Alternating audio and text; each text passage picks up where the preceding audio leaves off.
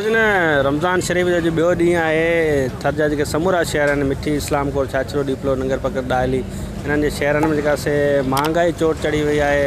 Fruit जा जेके अघ आहिनि उहे ॿीहर ते मुक़ररु कया विया आहिनि। रेट लिस्टूं असां जेके हिते नज़र कोन थियूं अचनि कंहिं बि दुकान ते कंहिं बि रेड़े वारे ते इंतज़ामिया अञा ताईं सुतल आहे।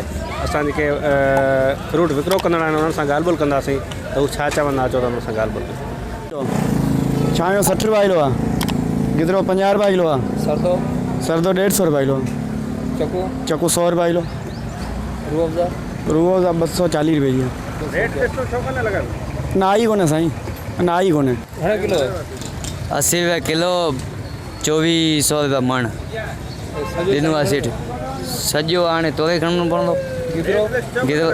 रेट सेठी माल ॾींदा आहिनि। हाणे गिदरो ॾिनो आहे 1000 रुपया कठो, 40 रुपया किलो असीं हलाईंदा आहियूं। चीकू 120 रुपया किलो, केला 70 रुपया डज़न, 60 रुपया डज़न हलाऊं पिया। ॿियो इहो टमाटो 20 रुपया किलो हलाऊं पिया, भिंडी 60 रुपया किलो, ऐं छायूं 60 रुपया किलो आहे। रेट लिस्टूं असांखे अञा मिलियूं न आहिनि। तंहिंखां पोइ इहो त रेट लिस्टुनि जो उते मोबाइल ज़रिए ॾिनो वियो आहे। रमज़ान में पहिरीं अञा ई कुझु घटि था ई गिदरा अघ में 10 रुपया किलो पिया हलाईंदा। हिन जेको आहिनि 30, 40, 50 रुपया किलो।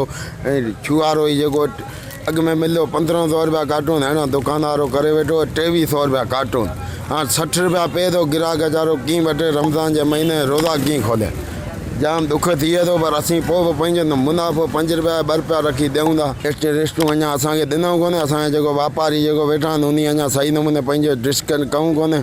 पोइ इन करे उहो बाहि बंदि नूरूं थोरो वापारो दबदबो करो त रेट जाइज़ ॾिए असांखे, त असीं मुनाफ़े रेट में ॾियूं। हिते जेका से शहरी आहिनि उहे शीशनि जे थरपारकर खां मुतालबो कनि पिया त भलारे महीने में जेके रोज़ेदार खे सरेआम फुरियो पियो वञे उन ते नोटिस वरितो वञे। इंतज़ामी जेका लापरवाही आहे उन ते जेका नोटिस वठी रेट लिस्टूं जारी कराए जेके वधीक अघु वठंदड़ आहिनि उन जे ख़िलाफ़ु कार्रवाई कई वञे।